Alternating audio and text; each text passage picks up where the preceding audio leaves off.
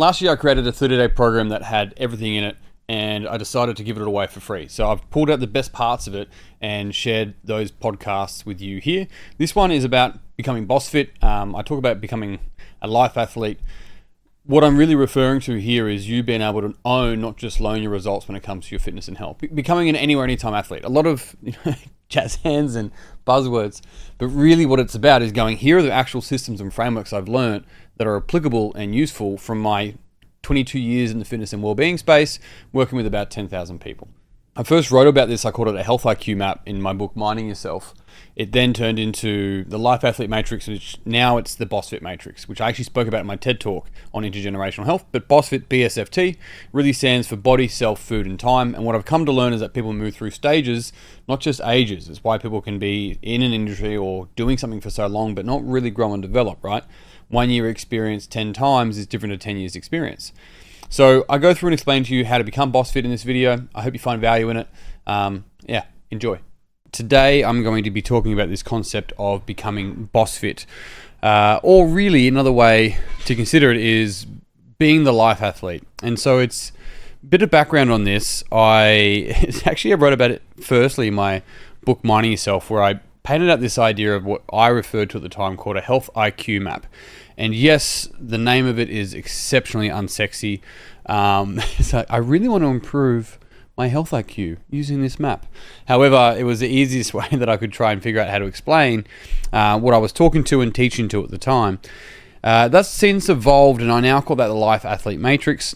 The Life Athlete is simply pointing to this concept and idea that people should be an athlete in their lives, and each person's lives is different, and the reason being is because they've got different life goals and they play different life games. And so the question here is what games you want to play in your life, and then where on this matrix do you need to be able to play those games continually and at a level that keeps you engaged.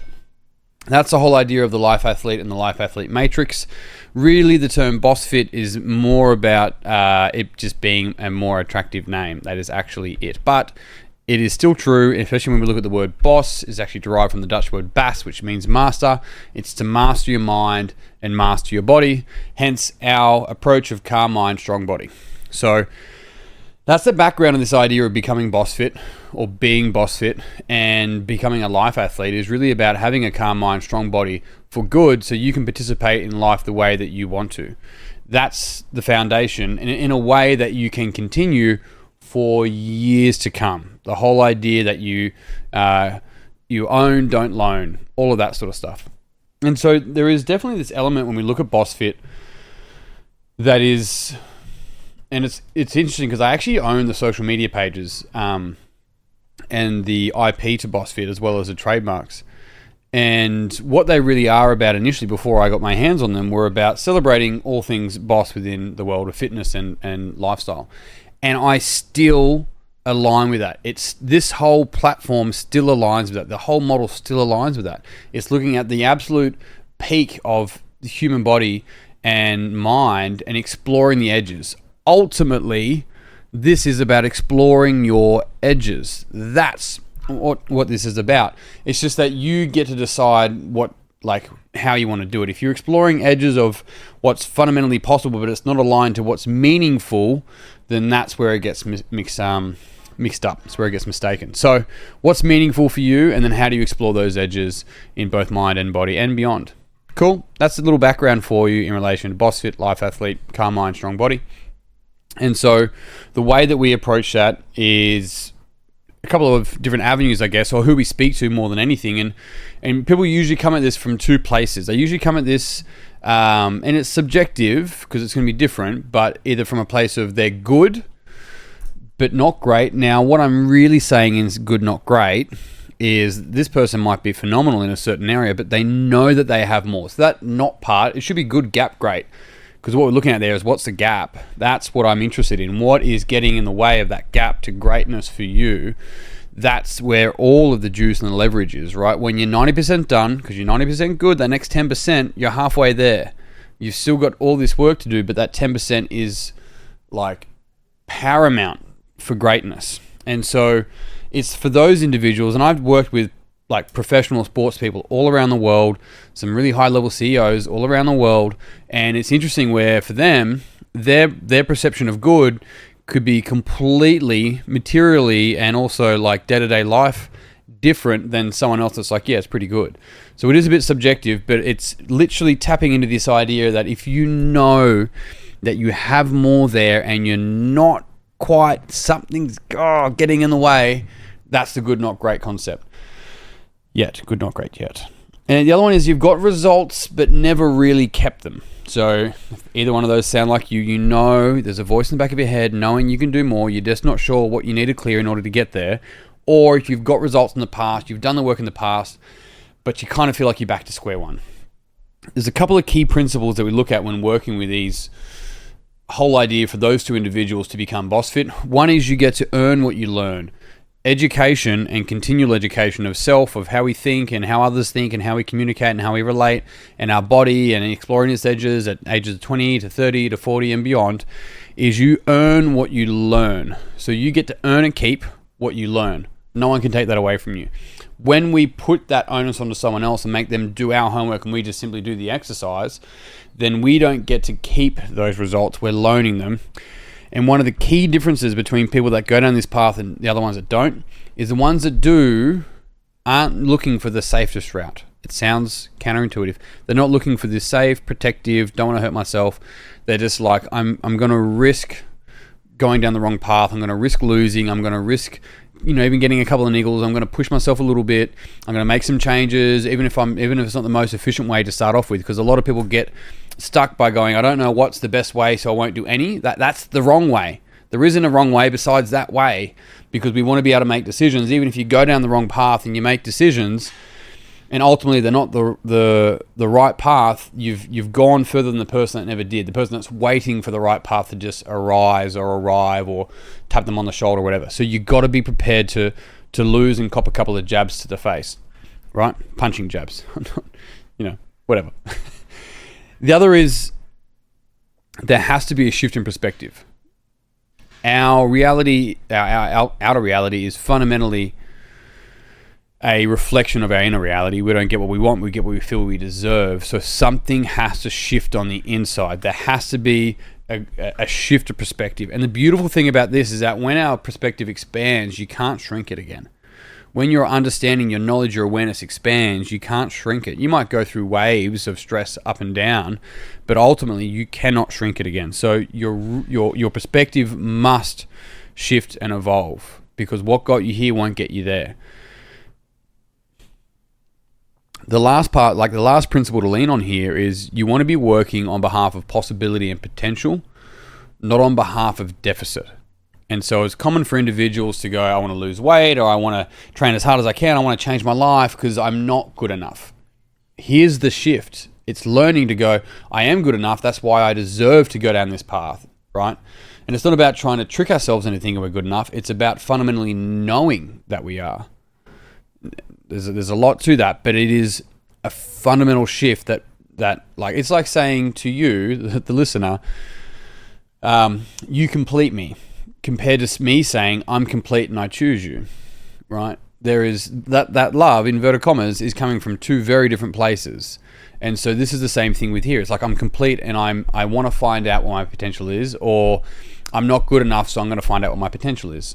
Now, one of the challenges is that second one can drive a lot of fear, and that fear can actually drive a lot of results. And people then have fear that if they lose that they'll lose all their results. And it's not true. There is some bumps along the way, but ultimately you get to go further than if you were just letting fear drive you your whole life. Your whole one precious life, if the fear was driving you, there comes a day where you meet the maker. All right, so how do we go about this? Well, first with mind, there's a fundamental protocol here. You need to question your beliefs. Your beliefs and your values shape your worldview. And so the thing about them is that they're just thoughts that we value. And people go, well, they're my beliefs. It's like, well, I've always had them. It's like, since when? 6, 9? Were you 14? Have you had some when you're in your 20s that you got rid of, that you didn't really realize you got rid of? My guess is yes. They're thoughts. You can change your beliefs. You can change your values. The question that Carl Jung posted was not on social media. I don't think he ever was. Is this idea of Do people have ideas, or do ideas have people? And it is a fundamental question. Do you have your values and beliefs, or do your beliefs and values have you? Are they driving you?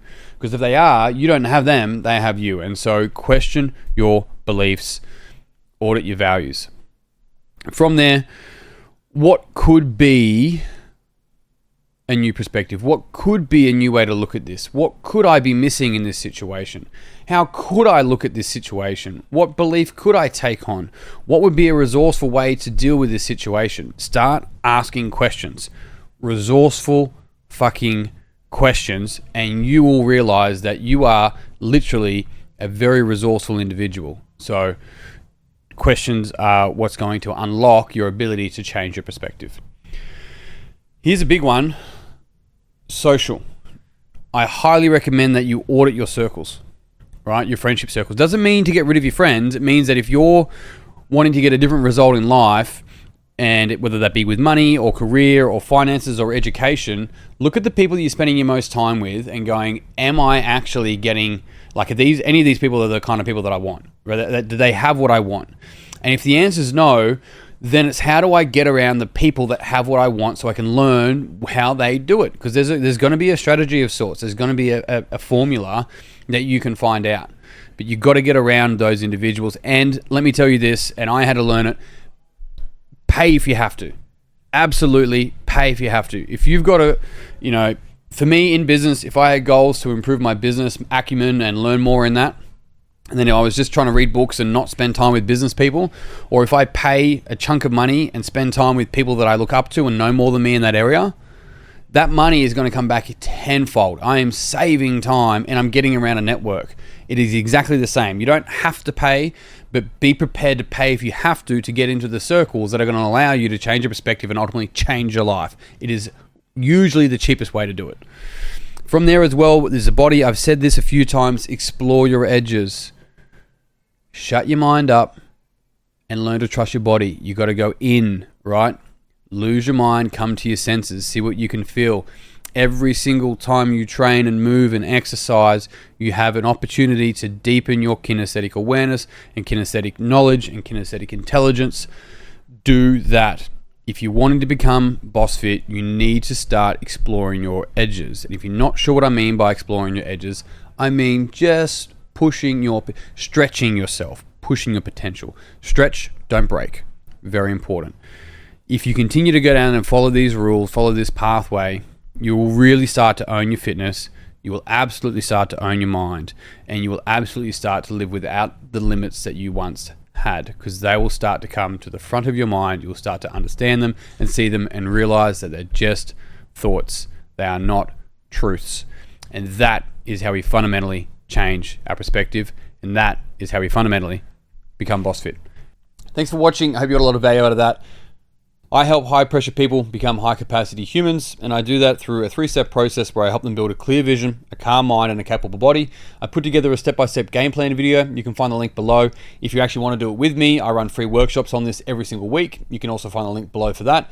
And you and I are going to literally sit down and actually build this out for you, identify where your blind spots are and where your strengths are, and make sure you've got at least a 6-week game plan so you know what to do moving forward. That's me done. I'm out. Peace and pizza.